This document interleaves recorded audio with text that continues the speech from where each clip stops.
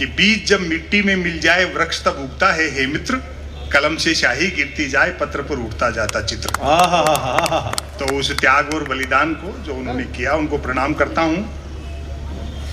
Doctor Kumar विश्वास ऋणी है हिंदी कवि सम्मेलन उनका कि जो उन्होंने विस्तार और गहराई दी है, और जब जब भी किसी कवि सम्मेलन में हम साथ थे और कुछ आवाजें उठी तो वो हमेशा डट करके मेरे साथ खड़े रहे। असहमतियाँ अपनी जगह होती हैं, मैं उनका भी अभिवादन करता हूँ।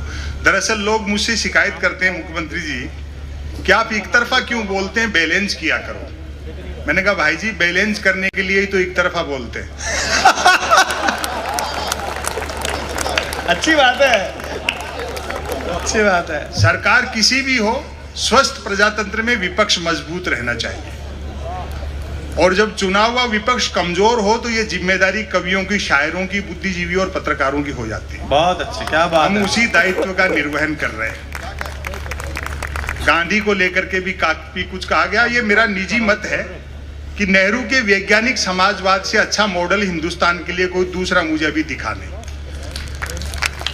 और गांधी साध्य है नेहरू के वैज्ञानिक समाजवाद के रास्ते चल करके गांधीवाद तक पहुंचने का। अब गांधी को लेकर के भी तमाम तरह की बातें हैं, लेकिन जीवन में सहज रहना चाहिए। आप ही के प्रदेश के एक भाजपा के बड़े नेता ने कह दिया था कि बापू का आजादी के आंदोलन में कोई योगदान नहीं रहा। हमने उसका बुरा नहीं माना कि भाई हो सकता है खुद के बापू के लिए कह रहे हो।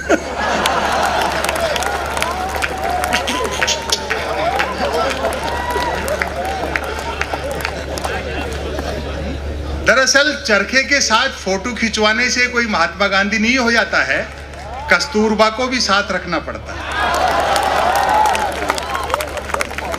तो तमाम तरह की शिकायतें सहज रहा करो, और इनकी बातों पे गुस्सा मत करो, ये हंसने वाली बातें हैं। जब वो कोई मुझे शिकायत करता है कि साहब देखो पार्लियामेंट, तो पार्लियामेंट लाल किले से भी झूठ बोला जा रहा है।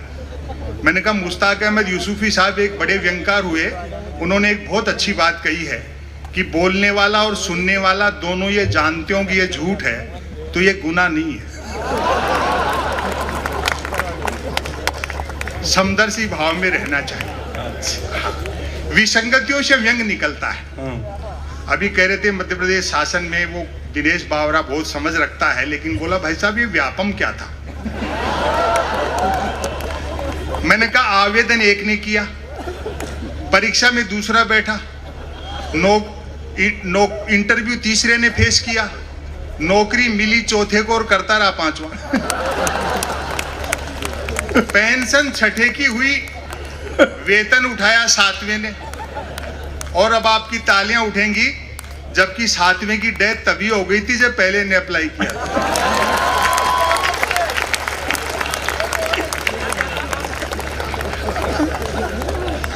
व्यंग कहां से निकलता है? अखबार आप पढ़ते हैं, खबर का शीर्षक देखो, हाँ, आज भारत के प्रधानमंत्री भारत आएंगे।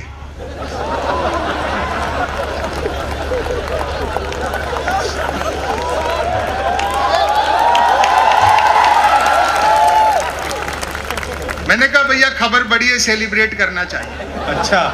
एक 8-9 साल के बच्चे को मैंने 10 रुपए दिए। मैंने कहा बेटा सामने आइसक्रीम के ठेले वाला है, 5-5 रुपए की 2 कुल्फी ले आना, एक तू खाना एक मैं खाता हूँ, आज भारत के प्रधानमंत्री भारत आएंगे।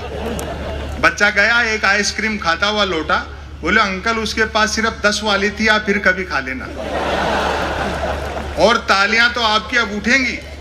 मैंने कहा बेटा छोटी सी उम्र में इतना टैलेंट, चाय वाय बेचते हो क्या?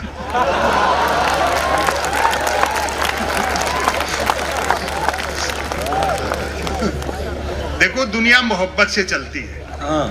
जंगल में जब आग लगती है तो न तो वो बरगद बचते हैं जो हवा को आंधी में बदलते हैं, और न वो बांस बचते हैं जो आपसी रगड़ से चिंगारी पैदा। क्या बात है, वाह, बहुत अच्छे। सब चीजें आती जाती रहेंगी।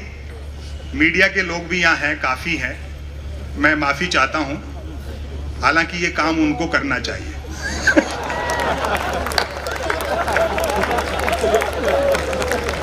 ये भी अपने दायित्व का निर्वहन पिछले कुछ समय से ढंग से निभा नहीं पा रहे। हालांकि गलती उनकी नहीं है जो अपने कैमरे और कलम लेकर के आए हैं, कलम और कैमरा उनको पकड़ा दिया और हाथ पीछे बांध दिए गए।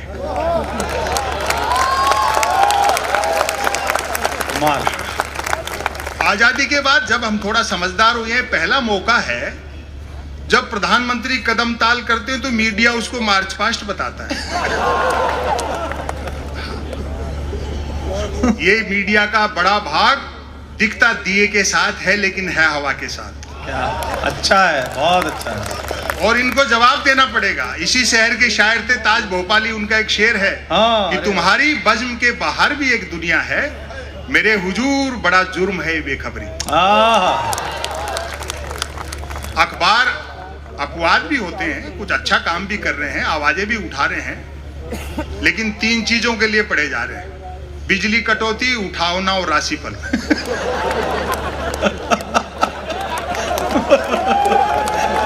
बहुत अच्छे। और रोज नए निकलते हैं। एक दिन तक अखबार के दफ्तर से 2 लोग आके बोले संपत सरल जी नया अखबार लॉन्च कर रहे हैं, आप भी ग्राहक बन जाओ। क्योंकि अखबारों का कोई पाठक तो बनता नहीं, ग्राहक ही बनता। हाय हाय, क्या बात है, वाह। 1 रुपए में 16 पेज। और जो मैंने जवाब दिया, 1 रुपए में 16 पेज। मैंने कहा भैया रुपया चाहे 1 की जगह 2 ले जाए, लेकिन 16 पेज खाली दे जाएगा। फिर मैंने रिसर्च की कि इतने अखबार बिकते कैसे। तो अचानक एक दिन एक अखबार के दफ्तर से फोन आया, बोलो संपत सरल जी आज आपका नाम हमारे अखबार में छपा।